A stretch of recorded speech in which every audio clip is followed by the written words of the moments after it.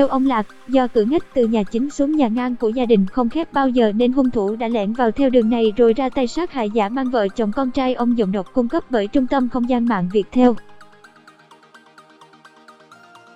Gia đình làm lễ an táng cho các nạn nhân.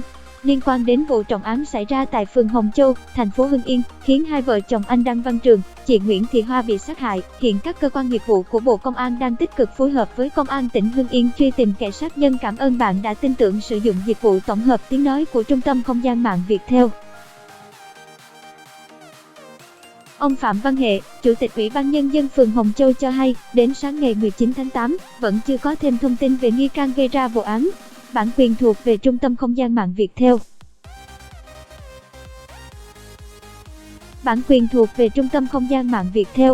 Theo ông, do hai vợ chồng anh Trường, chị Hoa đã tử vong và dù ông Đặng Văn Lạc, 80 tuổi, bố của nạn nhân, cùng cháu Sơn, con nạn nhân, chứng kiến sự việc nhưng không thấy mặt hung thủ nên gây ra một số khó khăn trong công tác truy tìm. Giọng đọc thuộc bản quyền Trung tâm Không gian mạng Viettel. Hiện tại, cơ quan công an đã phát họa chân dung hung thủ qua lời kể của người thân các nạn nhân và phát loa, tờ rơi rộng rãi, công bố các số điện thoại nóng để người dân thông tin cho cơ quan chức năng nếu có thông tin. Giọng đọc được phát hành bởi Trung tâm Không gian mạng Viettel. Ngôi nhà của vợ chồng anh Trường, nơi xảy ra vụ án. Một số người thân của anh Trường cho hay, ngôi nhà của nạn nhân nằm sát đường thôn, mỗi khi đi ngủ gia đình thường khóa cửa cổng, cửa chính nhưng cửa ngách đi vào nhà ngang với nhà chính được khép hờ. Cảm ơn bạn đã tin tưởng sử dụng dịch vụ của Trung tâm Không gian mạng Viettel. Người thân của nạn nhân nhận định, cửa ngách này không khép bao giờ nên rất có thể hung thủ đã nắm bắt được điều này để đột nhập vào nhà rồi xuống tay dã man.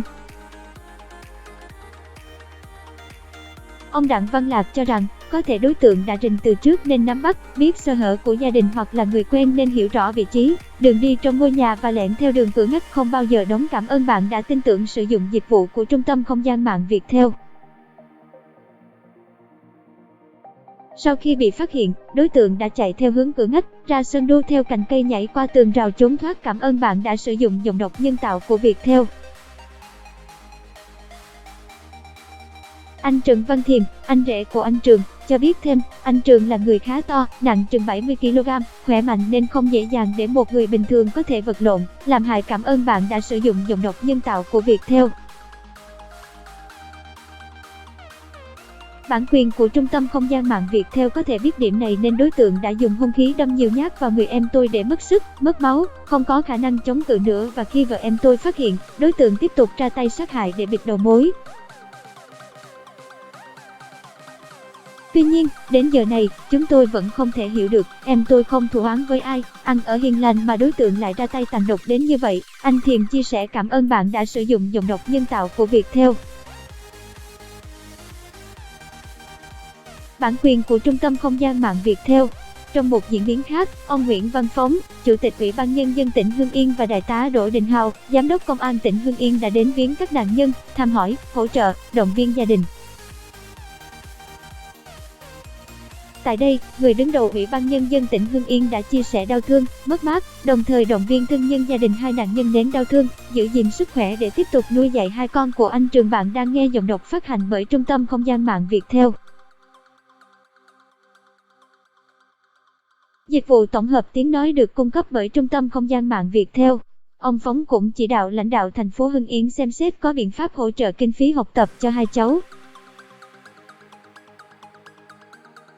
Giọng đọc cung cấp bởi Tập đoàn Công nghiệp Viễn thông Quân đội Viettel. Ông cũng yêu cầu Công an tỉnh Hưng Yên phối hợp với Bộ Công an nhanh chóng điều tra làm rõ, truy bắt hung thủ gây án. Theo cơ quan công an, nghi phạm được cho là có dáng người cao khoảng 1,7 m, gầy, khoảng 30 tuổi. Bản quyền thuộc về Tập đoàn Công nghiệp Viễn thông Quân đội Viettel. Cơ quan công an Hưng Yên đề nghị người dân nếu có thông tin về vụ trọng án cũng như đối tượng nghi vấn xin cung cấp qua số điện thoại 0912209839, đội trưởng đội hình sự công an thành phố Hưng Yên hoặc công an phường Hồng Châu hay cơ quan công an nơi gần nhất. Cảm ơn bạn đã sử dụng giọng đọc nhân tạo của Trung tâm Không gian mạng Viettel.